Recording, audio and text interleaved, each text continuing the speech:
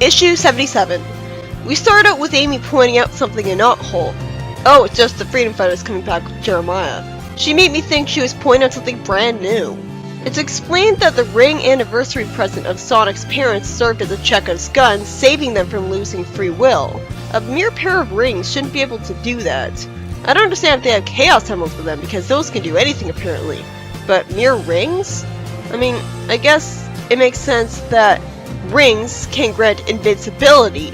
So, with invincibility, you wouldn't lose your free will, because that'd be affecting your body. And nothing can affect your body when you're invincible. But how exactly did the Robians lose their free will, though?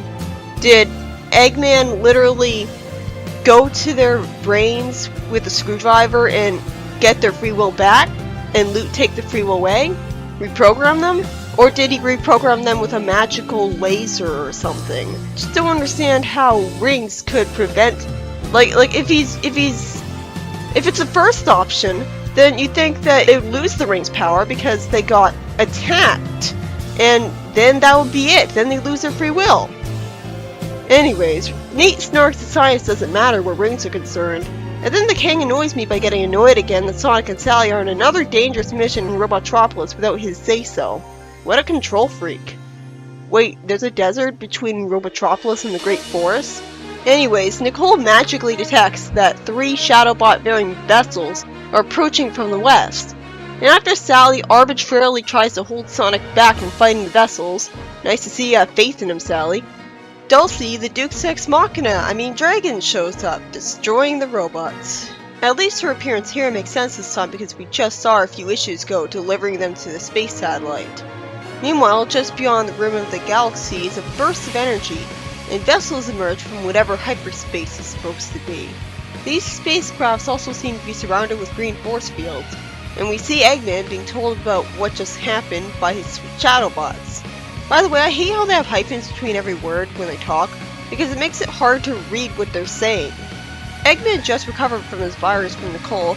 Wait, she didn't make a virus good enough to kill him? Or even put him in a coma? What was the point then? That was the most useless virus ever! You're telling me Nicole, that's all she's capable of with a virus? Come on. She was obviously holding back. Anyways, he leaves his egg-shaped cyberpunk, as I'm increasingly annoyed by the egg puns and whatnot because it makes no sense for him to want to do them in-universe. Unfortunately, he at least starts sneezing again rather than recovering that fast. At the very least, Sonic's friends are loyal enough to try to reason with the Control Freak King, with Antoine saying that it was Sonic who discovered Eggman's scheme, and Bunny saying that if Sonic didn't disobey his stupid order, his parents would be mindless slaves, or rather would still be pretending to be them. Well, at least Bunny's showing loyalty to Sonic for the second time ever, still doesn't make up for her threatening to kill him. Of course, the King rudely interrupts Tails, and insists on coming to see Sonic. I've lost practically all sympathy for this character, and I'm loving it, no matter how sweet Sally hugging him is. Because him acting as an antagonist to the heroes, by definition, makes him an antagonist. And you know what that makes him? A villain. That is tedious to put up with. I wonder if anything bad would have happened if they had never saved him from the Zonus Islands in the first place. Not as I expected, the King insists on still being angry at Sonic, even though his daughter was literally crying begging him not to be. Oh my god, he even hates Sonic for participating in the mission to save Nate Morgan's life. Why would he ever complain about that?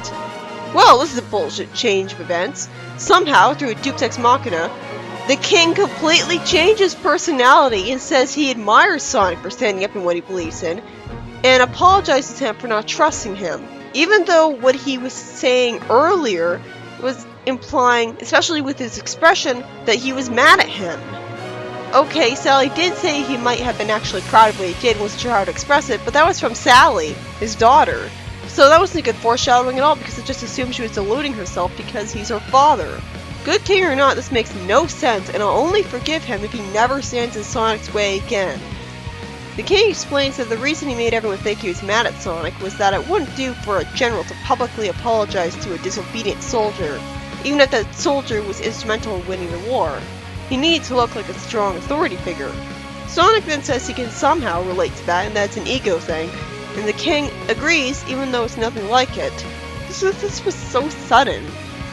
The next story has everyone sitting around a campfire saying that they'll be able to retrieve those library books very soon. After Elias reveals humility by saying, at the risk of sounding like a dunce, and asking what they were talking about, it's revealed that the writer Kirby never got to tell the whole story because he vanished during the Great War. Okay, Sonic's mother's name is Bernie, fine. I don't like that name. She explains that they were on a mission to discover what had happened to Kirby, and following a lead that he had been taken to the Overlander city, they followed one, and after Jules got shot down by a laser, Sonic's mother lost it, and shot an Overlander with a laser herself with a badass one-liner, "Have a taste of your own medicine!" What I assume is Rotor's father, Sherman, got Jules, Bernie, and Amadeus back to the kingdom, and it's implied that this is the injury to Jules that will lead to him being roboticized in a desperate measure to save his life. The first story was written by Carl Bolas. It was basically about the freedom fighters simply coming back home, and then it being revealed that Sonic wasn't in trouble with the king for disobeying him, somehow. I'll only forgive him if he never tries to be an obstructive bureaucrat again. That's really all that happened of note in this story. It's good that they reaffirmed the king's character as a good person. I just wish it didn't feel so sudden. Aren't people gonna know that the king went easy on Sonic because he wasn't banished or forced to pick up trash or something? And the second story, by Ken Penders, was really just there to tell you what led to Jules needing to get roboticized for his injuries in the first place. He was trying to save an author and got shot. All I have to say about it is that Sonic's mother got a badass moment while showing that she really loved her husband, and I hated that the story was cut short like that. Next up is Knuckles Comic Issues 26 to 32.